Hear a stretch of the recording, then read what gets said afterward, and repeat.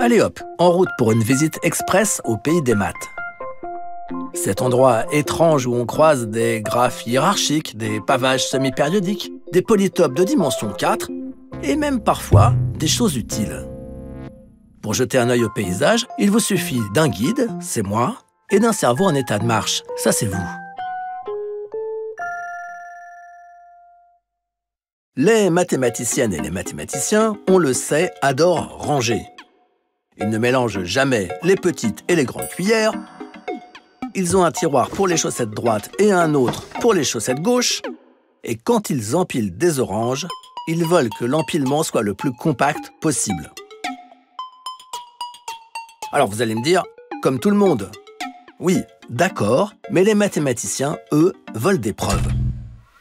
Et ça, c'est un problème qui est resté ouvert pendant presque 400 ans, la conjecture de Kepler.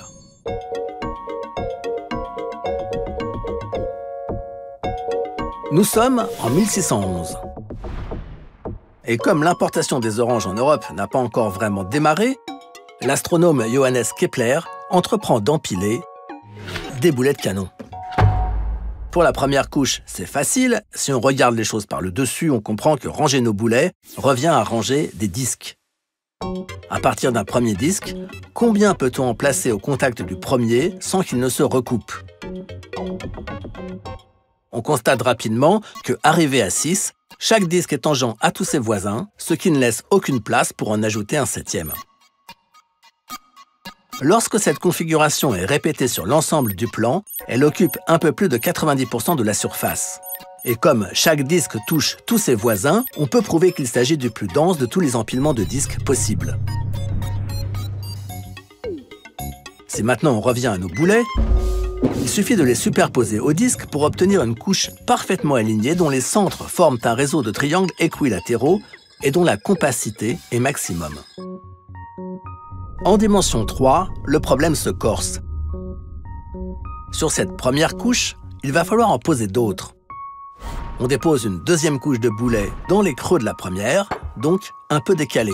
Puis on ajoute une troisième couche selon la même méthode, et on obtient ce bel empilement bien connu de tous les marchands d'oranges, qui, je vous le rappelle, n'existe pas encore, d'où l'artillerie au lieu des agrumes. Les boulets ainsi déposés forment ce que l'on appelle un réseau cubique à face centrée. En effet, si l'on considère les sphères par groupe de 14, on peut voir que leur centre se trouve aux 8 sommets et au centre des 6 faces d'un cube.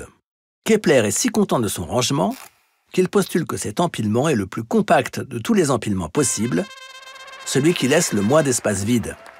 C'est cette affirmation non prouvée qu'on va appeler par la suite la conjecture de Kepler.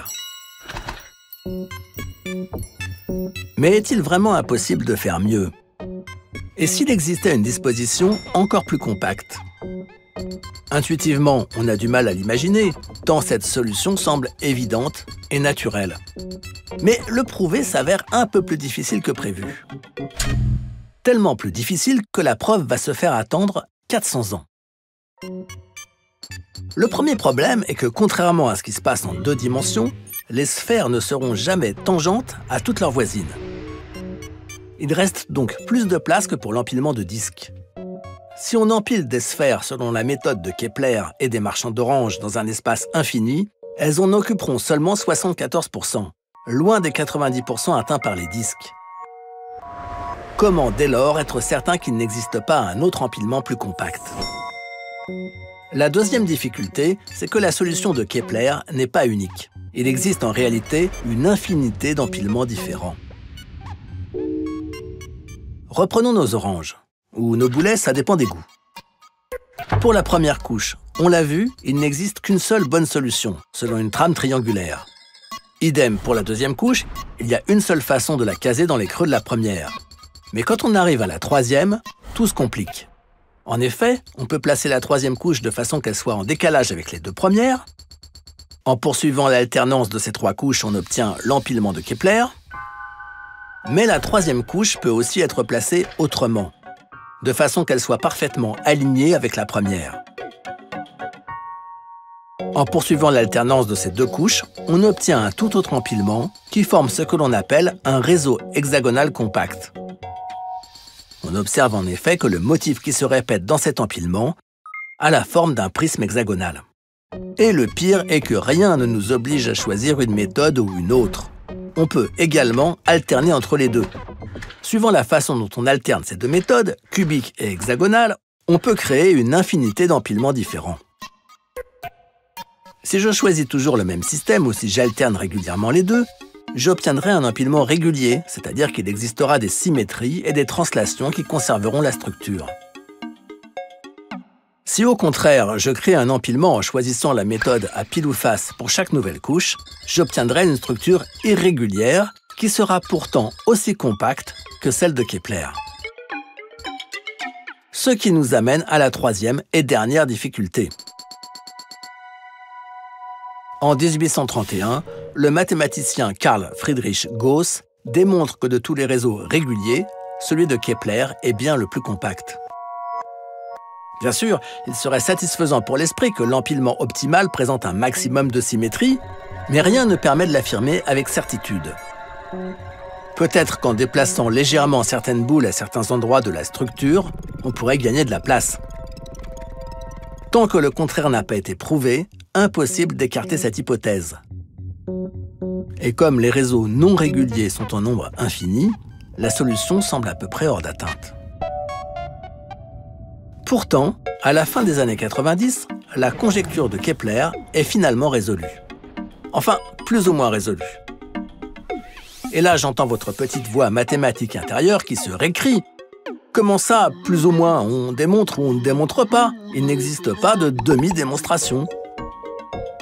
Alors, en effet, dans le monde mathématique, c'est une situation bizarre, pour ne pas dire franchement scandaleuse. Comment en est-on arrivé là? Dans un article de 1953, le Hongrois László Fejés Tóth avait démontré que la conjecture de Kepler pouvait se ramener à un problème concernant un nombre fini de paramètres. On venait de passer d'un problème nécessitant l'étude d'une infinité de cas à un problème fini qu'un algorithme devrait, en théorie, pouvoir résoudre. Mais les ordinateurs des années 50 ne disposent ni de suffisamment de mémoire, ni de processeurs assez puissants pour effectuer ces calculs. Ce qui offre à la conjecture de Kepler une quarantaine d'années de sursis. En 1998, le mathématicien américain Thomas Hales reprend et termine le travail entamé par László Fejés Tóth et annonce qu'il a résolu la conjecture. Seulement sa démonstration ne ressemble pas à ce que les revues de mathématiques ont l'habitude de publier. C'est un mélange de maths et de calculs informatiques. À la démonstration de 250 pages s'ajoute une annexe de quelques 40 000 lignes de code et 3 gigaoctets de données. La prestigieuse revue Annals of Mathematics n'accepte de la publier qu'à condition qu'elle soit attentivement relue. Une relecture qui demandera 5 ans et conclura que la démonstration est fiable à 99%. Et ce 1% laisse évidemment planer un doute. Un doute que Thomas Hales supporte très mal. Il se lance alors dans un nouveau projet, démontrer une nouvelle fois la conjecture de Kepler, mais cette fois-ci de manière formelle, en utilisant ce qu'on appelle un assistant de preuve. Un logiciel qui vérifie pas à pas la validité d'une démonstration mathématique. L'usage de tels programmes oblige à décortiquer rigoureusement chaque détail de chaque raisonnement, une tâche extrêmement fastidieuse que son équipe mettra plus de 10 ans à finaliser. La preuve de Thomas Hales sera validée par la communauté mathématique en 2017. Mais si les empilements vous amusent et que votre ambition réclame des questions encore ouvertes, sachez que les problèmes d'empilement optimaux de sphères ne s'arrêtent pas à la dimension 3. Comment ranger parfaitement des sphères en dimension 4, 5 ou plus? Vous avez de la chance, le problème n'est toujours pas résolu. Ouf! Sauf dans les dimensions 8 et 24, pour lesquelles la mathématicienne ukrainienne Marina Viazovska a démontré en 2016 l'équivalent de la conjecture de Kepler. Dans les empilements optimaux de Viazovska, chaque hypersphère de dimension 8 sera tangente à ses 240 voisines, et ce nombre s'élève à 196 560 en dimension 24. Un chiffre rassurant pour toutes celles et tous ceux qui ont des hyper-oranges et pas beaucoup de place dans leur placard.